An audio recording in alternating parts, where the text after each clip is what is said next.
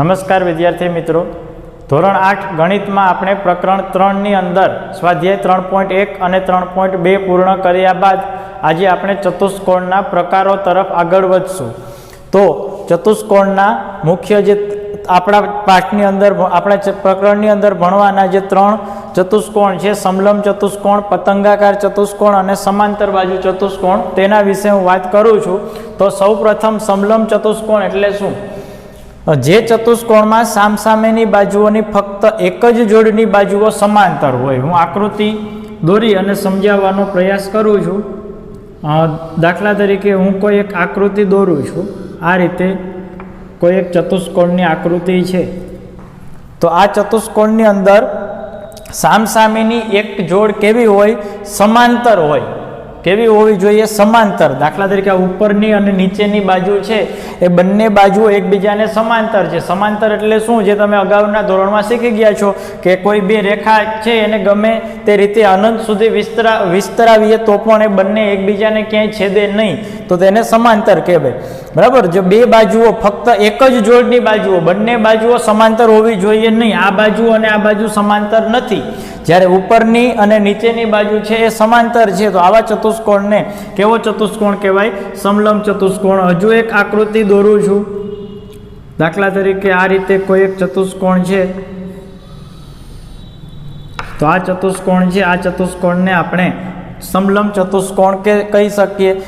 જો આ આકૃતિની અંદર પણ આ બાજુ અને આ બાજુ બંને સમાંતર છે, પણ આ બંને બાજુઓ ઉપરની અને નીચેની બાજુઓ સમાંતર નથી, ફક્ત એક જ જોડ સમાંતર હોવી જોઈએ, તો એવા ચતુષ્કોણને કેવો ચતુષ્કોણ કહેવાય? સમલંબ ચતુષ્કોણ। ત્યારબાદ વાત કરીએ પતંગાકાર ચતુષ્કોણ, અથવા તો તેને પતંગ પણ કહેવાય છે, બરાબર। પતંગાકાર ચતુષ્કોણ, જે ચતુષ્કોણમાં પાસેની બાજુઓની બે અલગ અલગ જોડ સરખી હોય। જુઓ આ રીતે આપણે એની આકૃતિ દોરી શકીએ કે નામ જ એનું પતંગાકાર ચતુષ્કોણ છે, તો તેનો આકાર પણ કેવો હોય? પતંગ જેવો જ હોય, બરાબર। આ થયો પતંગાકાર ચતુષ્કોણ, જેની અંદર પાસેની બાજુઓની બે અલગ અલગ જોડ સરખી હોય। આ બાજુ અને આ બાજુ છે એ બંને બાજુનું માપ કેવું હોય? સરખું। જ્યારે નીચેની આ બંને બાજુઓ છે, આ બંને બાજુઓના માપ પણ કેવા હશે? સરખા। તો આવા ચતુષ્કોણને કેવો ચતુષ્કોણ કહેવાય? પતંગાકાર ચતુષ્કોણ। હજુ એક આકૃતિ દોરું છું। દાખલા તરીકે આવી કોઈ આપણે આકૃતિ દોરશું, તો આ આકૃતિની અંદર પણ આ બંને બાજુઓ છે એનું માપ સરખું છે, એવી જ રીતે આ બંને બાજુઓ છે એનું માપ પણ સરખું છે, બરાબર। આ થયો પતંગાકાર ચતુષ્કોણ। હવે કોઈ પણ આકૃતિ છે, ચોરસ છે, દાખલા તરીકે આ કોઈ ચોરસ છે, તો શું આ ચોરસને પતંગાકાર ચતુષ્કોણ કહી શકાય કે ન કહી શકાય? ચોરસ છે, આ ચોરસને હું આ રીતે ત્રાસો દોરું, દાખલા તરીકે ચોરસ છે, આ જ ચોરસને હું આ રીતે ત્રાસો દોરીશ, તો આ શું બની જશે? પતંગાકાર ચતુષ્કોણ। જો આપણી શરત શું છે? તો કે પાસેની બાજુઓ સરખી હોવી જોઈએ। આ બંને બાજુઓ સરખી છે, આમાં પણ આ બંને બાજુઓ સરખી છે, અને આ નીચે છે એ બંને બાજુઓ પણ સરખી છે, તો ચોરસ છે એ પણ એક કેવો? પતંગાકાર ચતુષ્કોણ ચોરસને કહી શકાય। નીચેની બંને આકૃતિઓ છે એ તમારે દોરવાની નથી। આ આકૃતિ સમલંબ ચતુષ્કોણ, પતંગાકાર ચતુષ્કોણ, અને ત્યારબાદ વાત કરશું સમાંતર બાજુ ચતુષ્કોણ। જે ચતુષ્કોણમાં સામસામેની બાજુઓ સમાન અને સમાંતર હોય। બે વસ્તુ યાદ રાખવાની છે, ફક્ત સમાન નહીં કે ફક્ત સમાંતર નહીં, પણ સમાન પણ હોવી જોઈએ અને સમાંતર પણ હોવી જોઈએ। જો આ ચતુષ્કોણ છે, આમાં સામસામેની બાજુઓ સમાન છે અને સમાંતર પણ છે, આ બંનેને અનંત સુધી ગમે તેમ વિસ્તારીએ આપણે તો પણ બંને એકબીજાને ક્યાંય છેદશે નહીં। આ સામસામેની બાજુઓ સમાન છે અને સમાંતર છે, એવી જ રીતે આ બંને બાજુઓ પણ કેવી છે? સમાન અને સમાંતર છે, બંનેનું માપ પણ સરખું છે અને બંને એકબીજાને સમાંતર છે, તો આવો ચતુષ્કોણ છે તેને આપણે સમાંતર બાજુ ચતુષ્કોણ કહીએ। હજુ એક ઉદાહરણ આપું છું, આ રીતે આપણે દોરી શકીએ। આ કોઈ આકૃતિ છે, જુઓ આકૃતિની અંદર પણ આ બંને બાજુઓ છે એનું માપ સરખું છે અને એકબીજાને સમાંતર છે. એવી જ રીતે આ બંને બાજુઓનું માપ પણ સરખું છે અને સમાંતર છે. તો ચોરસ છે એને આપણે સમાંતર બાજુ ચતુષ્કોણ કહી શકીએ. લંબચોરસ છે તેને પણ આપણે સમાંતર બાજુ ચતુષ્કોણ કહી શકીએ. હવે આ બધી વિગત છે તમારા પાઠ્યપુસ્તકની અંદર આપેલી છે. વિસ્તૃત માહિતી માટે તમારે તમારા પાઠ્યપુસ્તકનો અભ્યાસ કરવાનો છે. અને હવે સમાંતર બાજુ ચતુષ્કોણ છે તેના 3 મુખ્ય અંગો છે જેના વિશે હું તમને લખાવી દઉં છું. સમાંતર બાજુ ચતુષ્કોણમાં સામસામેના ખૂણાના માપ સરખા હોય છે. બરાબર, કોઈ પણ સમાંતર બાજુ છે, સમાંતર બાજુ ચતુષ્કોણ એની અંદર સામસામેના ખૂણાઓ ના માપ કેવા હોય છે? સરખા, અથવા તો આપણે આ રીતે લખીએ સમાન હોય છે. સામસામેના ખૂણાઓના માપ સરખા હોય છે. દાખલા તરીકે જેટલું માપ આ ખૂણાનું છે એટલું જ માપ એની સામેના ખૂણાનું પણ હોય. એવી રીતે બીજો એક ગુણધર્મ છે પાસ પાસેના ખૂણાઓ. પાસ પાસેના ખૂણાઓ પૂરક હોય છે. કેવા હોય છે? પૂરક. પૂરક એટલે શું? તો કે બંને ખૂણાઓના માપનો સરવાળો 180 અંશ થાય. કેટલો થાય? 180 અંશ. દાખલા તરીકે આ કોઈ ચતુષ્કોણ છે, આ સમાંતર બાજુ ચતુષ્કોણ હોય અને આપણે નામ આપી દઈએ ABCD. તો આ સમાંતર બાજુ ચતુષ્કોણની અંદર જેટલું માપ A નું હશે એટલું જ માપ કોનું હશે? ખૂણા C નું. જેટલું માપ B નું હશે એટલું જ માપ કોનું હશે? ખૂણા D નું. બીજો ગુણધર્મ હતો પાસ પાસેના ખૂણાઓ પૂરક હોય છે. એટલે કે આ A ની પાસેનો ખૂણો કયો છે? B. એટલે કે A નો અને B નો સરવાળો કેટલો થાય? 180 અંશ.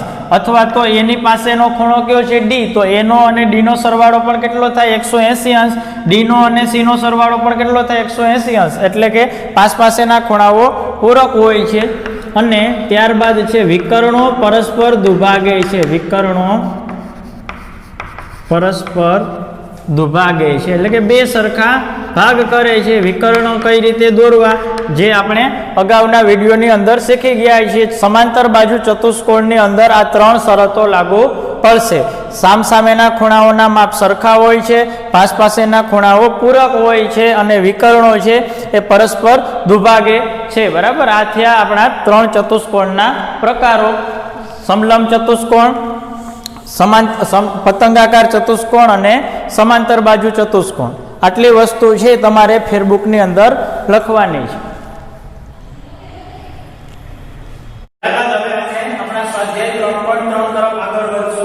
પ્રશ્ન પહેલો આપેલ છે સમાંતર બાજુ ચતુષ્કોણ ABCD આપેલ છે. તમને આપેલ છે ચતુષ્કોણ ABCD એ સમાંતર બાજુ ચતુષ્કોણ છે.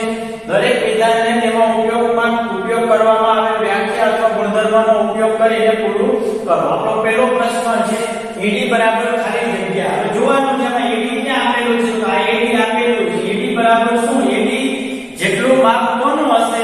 કેવો ચતુષ્કોણ છે? સમાંતર બાજુ ચતુષ્કોણ છે. તો સમાંતર બાજુ ચતુષ્કોણમાં સામસામેની બાજુઓના માપ કેવા હોય?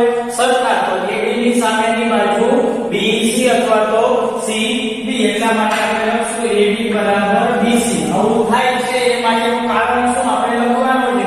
તો કે સામસામેની બાજુઓ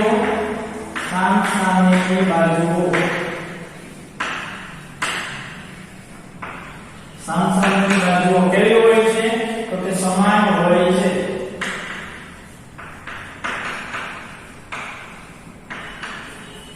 બરાબર.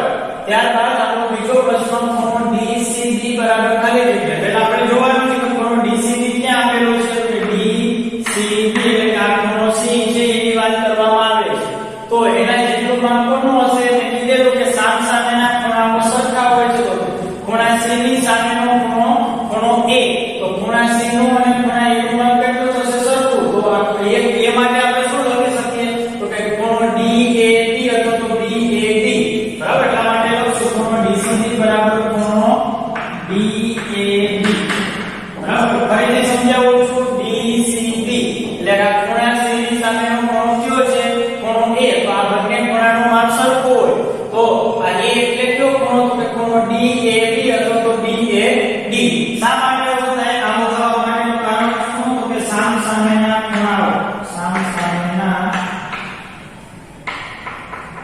ખૂણાઓના સામસામેના ખૂણાઓનામાં સમાન હોય છે.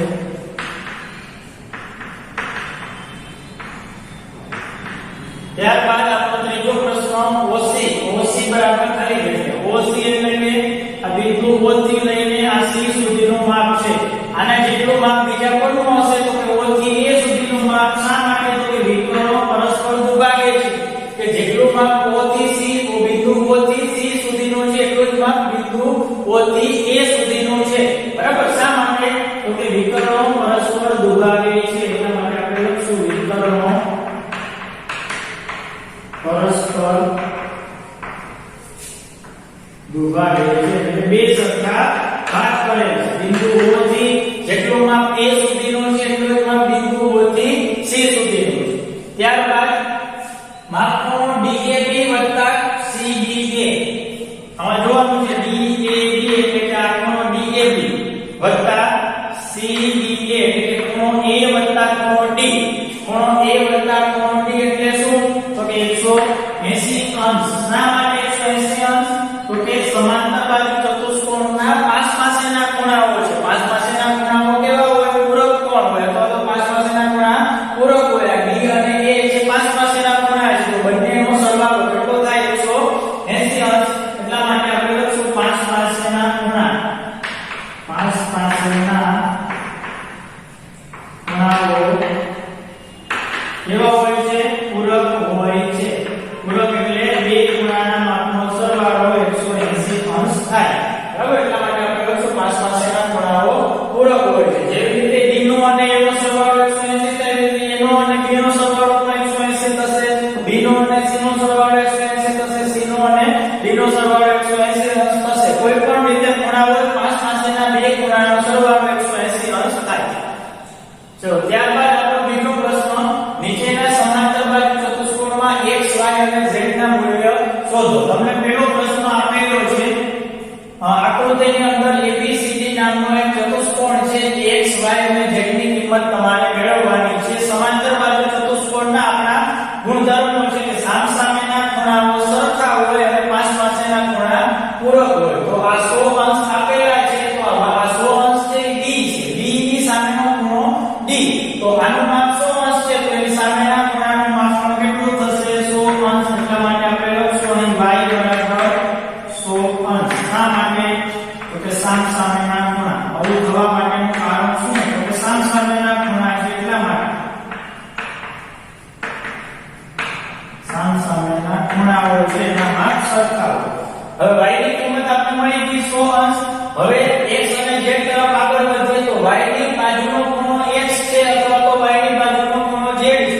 તો બંનેનો સરવાળો કેટલો થાય? 180 અંશ. એટલા માટે આપણે લખશું હવે x y બરાબર 180. x નો અને y નો સરવાળો કેટલો થશે? 180. શા માટે? તો કે પાસ પાસેના ખૂણા. પાસ પાસેના ખૂણા છે એ પૂરક હોય છે એટલે બંનેનો સરવાળો છે 180 અંશ થાય. તો તેથી આપણે લખશું x એટલે કેટલા? x ની કિંમત આપણે મેળવવાની છે. x y એટલે 100 બરાબર 180. તેથી x બરાબર શું થશે? 180 માંથી 100 બાદ કરશું. x બરાબર 180 અંશ ઓછા 100 અંશ. તેથી x બરાબર 180 માંથી 100 બાદ કરશું તો કેટલા વધશે? 80. y ની કિંમત 100, x ની કિંમત 80. હવે શું માંગી રહ્યું? z. તો z અને x છે એ બંનેના માપ કેટલા થશે? સરખા થશે. હવે z બરાબર x આવું લખી શકાય. z ની અને x ની કિંમત સરખી હશે. શા માટે? આપણે લખશું સામસામેના ખૂણા. કેવા ખૂણા? સામસામેના ખૂણા. હવે આપણે બધાની કિંમત મળી ગઈ. z ની કિંમત પણ આપણે મળશે. z બરાબર x અને z સરખા છે. x ની કિંમત 80 મળે તો z ની કિંમત પણ કેટલી મળશે? 80. આ રીતે બધાની કિંમત મળી ગયા પછી નીચે આપણે લખવું પડશે. આ અહીં બધાની કિંમત એક વખત ફરીથી લખશું. x બરાબર 80, y બરાબર 100 અને z બરાબર 80. ત્રણેયની કિંમત x 80 અંશ, y 100 અંશ અને z 80 અંશ. દરેક દાખલાની અંદર આ રીતે આવું થવા પાછળનું કારણ શું છે? સામસામેના ખૂણા છે, પાસપાસેના ખૂણા છે. આ દરેક વસ્તુ ખાસ યાદ રાખવી અને દરેક વસ્તુ એ રીતે લખવી ફરજિયાત છે. બરાબર? આવું થવા માટેનું કારણ શું? તો પાસપાસેના ખૂણા કે સામસામેના ખૂણા. બરાબર? ત્યારબાદ આપણો બીજો પ્રશ્ન, સમાંતર બાજુ ચતુષ્કોણ આપેલો છે જેની અંદર x y અને z ની કિંમત આપણે મેળવવાની છે. તો આપણે x ની કિંમત કઈ રીતે મળશે? તો કે પાસપાસેના ખૂણા એટલે કે અહીં x 50, અહીં x 50 બરાબર 180. એવું જરૂરી નથી કે પહેલા x ની કિંમત જ મેળવવી, y ની કિંમત મેળવવી, z ની કિંમત કોઈ પણ ક્રમમાં આપણે કિંમત મેળવી શકીએ. x 50 અંશ બરાબર 180. શા માટે? તો કે પાસપાસેના ખૂણા, પાસપાસેના ખૂણા.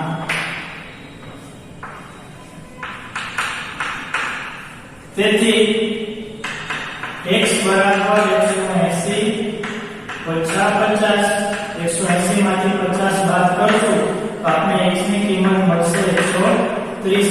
હવે x ની કિંમત 130 અંશ મળે છે. ત્યારબાદ y છે એની સામેનો ખૂણો છે એટલા માટે આપણે લખશું હવે y બરાબર x. જેટલી કિંમત y ની થશે એટલી કિંમત x ની થશે. શા માટે? આપણે લખશું સામસામેના ખૂણા.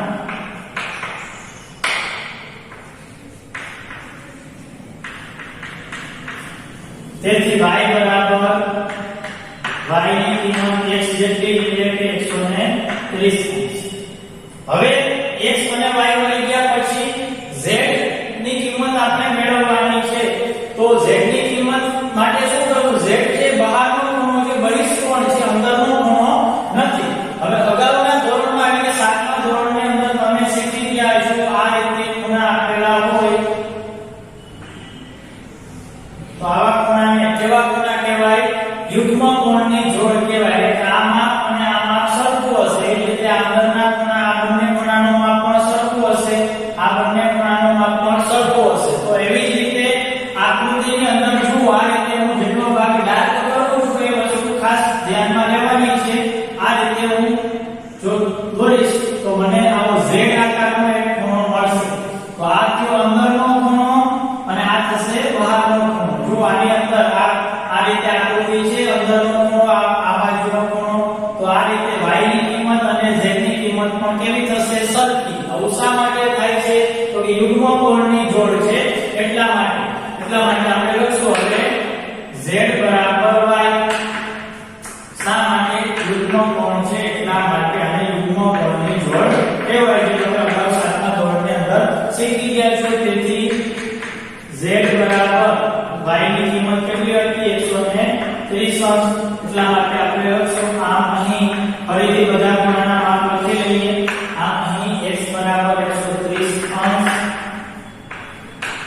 y બરાબર 130 અંશ અને z ની કિંમત પણ આપણે કેટલી મળી છે? 130 અંશ. આ રીતે આપણો પ્રશ્ન છે તે પૂર્ણ થશે.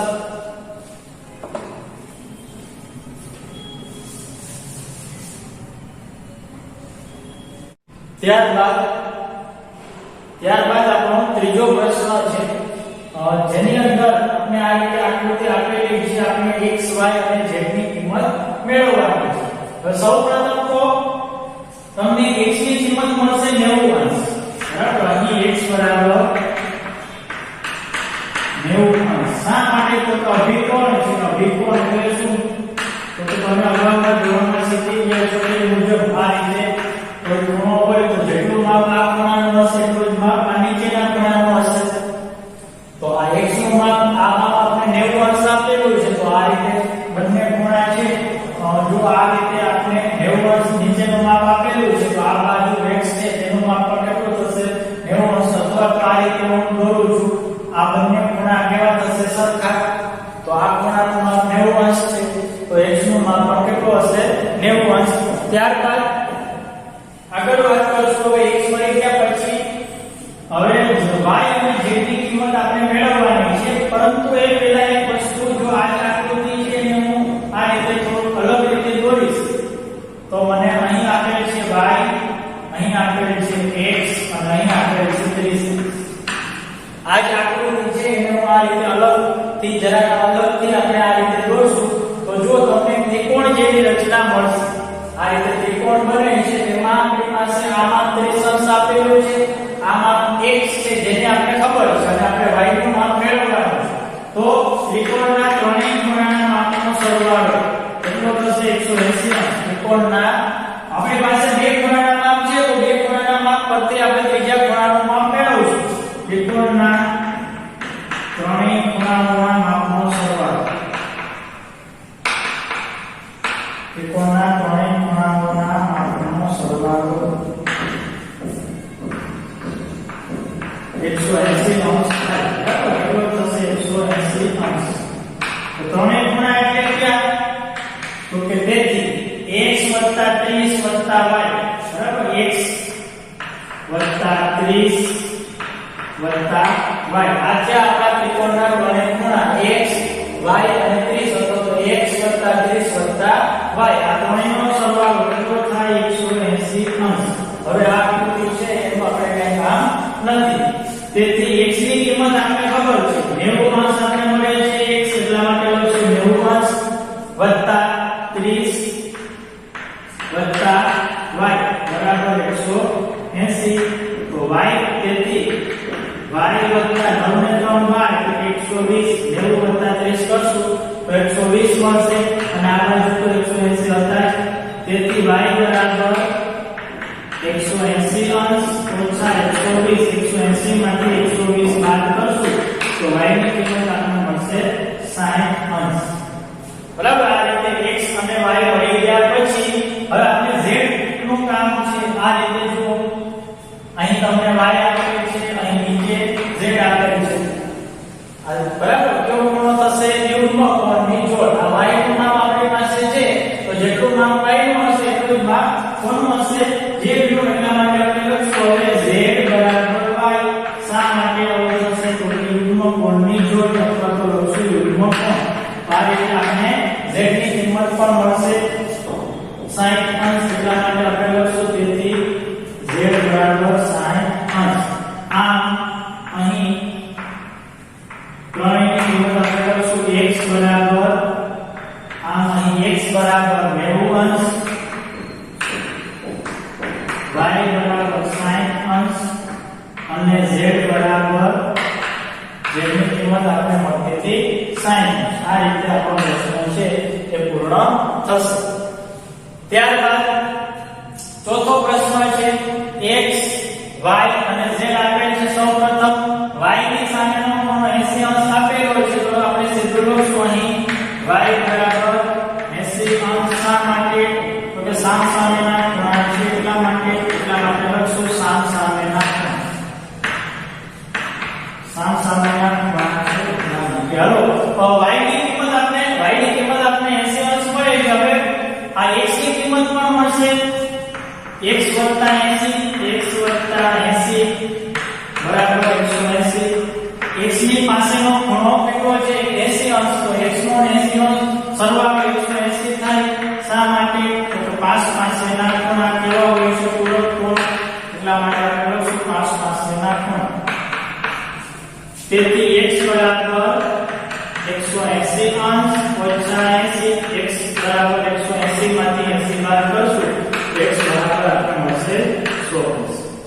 x અને y ની કિંમત મળી ગયા પછી હવે આપણે z તરફ આગળ વધશું. તો z છે એ બહારનો ખૂણો છે, બહિષ્કોણ છે, પરંતુ ખૂણો z છે એને આપણે આ રીતે દોરીને જોઈએ તો અહીં આપેલ છે આપણે z અને અહીં આપેલ છે y. તો આ કેવા ખૂણા થશે? યુગ્મ કોણ. જેટલી કિંમત y ની છે એટલી જ કિંમત z ની છે. એટલા માટે આપણે લખશું હવે z બરાબર y. શા માટે? યુગ્મ કોણની જોડ.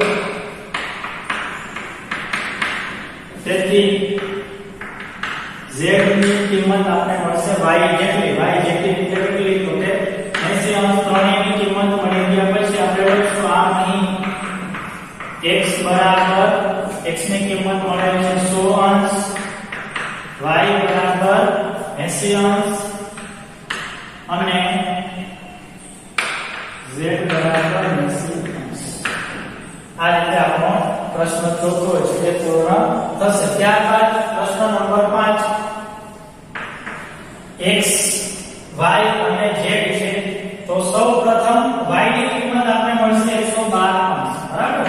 અહીં y બરાબર 112. શા માટે? તો y ની સામેનો ખૂણો છે 112 છે, એટલા માટે y ની કિંમત આપણને મળશે 112 સામેના ખૂણા. હવે આવું દરેક ચતુષ્કોણની અંદર લાગુ પડતું નથી. સમાંતર બાજુ ચતુષ્કોણ હોય તો જ સામેના ખૂણા સરખા થશે. આ બધા સમાંતર બાજુ ચતુષ્કોણ જ છે. જો આ ચતુષ્કોણ છે જે તમને કીધું ચોરસ હોય એને હું આ રીતે ત્રાસો કરી દઈશ તો એટલા માટે આ આપણો સમાંતર બાજુ ચતુષ્કોણ જ છે. સામેની બાજુઓ છે એ સમાન અને સમાંતર છે બરાબર. એટલે આવું આ બધી વસ્તુ છે સમાંતર બાજુ ચતુષ્કોણ માટે જ લાગુ પડશે. અહીં y બરાબર 112. હવે y ની કિંમત આપણે મળી જાય છે. હવે x ની અને z ની કિંમત મેળવવાની છે. આકૃતિને તમે ધ્યાનપૂર્વક જોશો તો તમને આવી કંઈક આકૃતિ જોવા મળશે. આ રીતે હું આકૃતિ છે એને અલગ દર્શાવું છું. જો અહીં તમને આપેલ છે x, અહીં આપેલ છે y અને નીચે આપેલ છે 40 અંશ. આ 40 અંશ છે આખાનું માપ નથી. આ આકૃતિ સમાંતર બાજુ ચતુષ્કોણ છે એના તમે બે સરખા ભાગ કરો તો તમને બે ત્રિકોણ મળશે. કેટલા ત્રિકોણ મળશે? બે બરાબર. તો ઉપરનો ભાગ છે આ માપ આ 40 અંશ છે ઓલી બાજુના ત્રિકોણ આ ત્રિકોણનું માપ છે. આ z છે અલગ ખૂણો છે. આખો ખૂણો છે એના બે ભાગ છે. આ ભાગ 40 અંશ છે અને આ માપ છે એ z છે. હવે આ રીતે આ ત્રિકોણ આપણને મળે છે એક ત્રિકોણ. તો આમ આપણી પાસે y નું માપ છે 112 અંશ, આની ત્રીજા ખૂણાનું માપ છે 40 અંશ અને આપણે x ની કિંમત મેળવવાની છે. ત્રિકોણના ત્રણેય ખૂણાનો સરવાળો કેટલો થાય? 180 અંશ. ત્રિકોણના ત્રણેય ખૂણાઓના માપનો સરવાળો.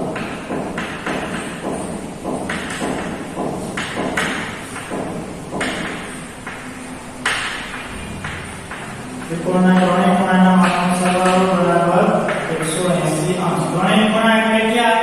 તો કે ખૂણો ત્રણેય ખૂણા એટલે કે ખૂણો y, x અને 40. એટલા માટે આપણે લખીશું કે x + y + 40 અંશ બરાબર 180. x એટલે કેટલા? x ની કિંમત આપણે મેળવવાની છે. તો x ની જગ્યાએ x લખીએ. y ની કિંમત આપણે મળે છે 112 + 40 બરાબર 180. તેથી x + 112 + 40 એટલે 0 4 ને 5 સોરી 112 + 40 એટલે 2 4 ને 5 152 બરાબર 180. તેથી x બરાબર 180 અંશ વત્તા 152. તેથી x બરાબર 180 માંથી 152 બાદ કરશું. 10 માંથી 2 જશે તો 8 8 ના 7 7 માંથી 5 જાય તો 2 એટલે આપણને મળશે 28 અંશ. આ થઈ x ની કિંમત. હવે બાકી શું વધે? બાકી શું છે? z. જો આ રીતે આપણે ખૂણો મળે છે, આ ખૂણો x છે અને આ ખૂણો છે એ z છે. પછી આ રીતે આ ખૂણો છે x છે, આ x અને z બંનેના માપ કેવા હશે? સરખા. શા માટે? કે યુગ્મ કોણ. હવે z બરાબર x યુગ્મ કોણની જોડ છે એટલા માટે બંને ખૂણા છે એનો માપ સરખું હશે. x ની કિંમત અને z ની કિંમત આ રીતે x છે અને z આપેલ છે. તેથી z બરાબર x ની જેટલી કિંમત હતી એટલી કિંમત કોની થશે? z ની. એટલા માટે આમ અહીં x બરાબર 28 અંશ, y બરાબર 112 અંશ અને z બરાબર 28 અંશ મળે. બરાબર. આ રીતે આપણો પ્રશ્ન 2 છે એ પૂર્ણ થશે.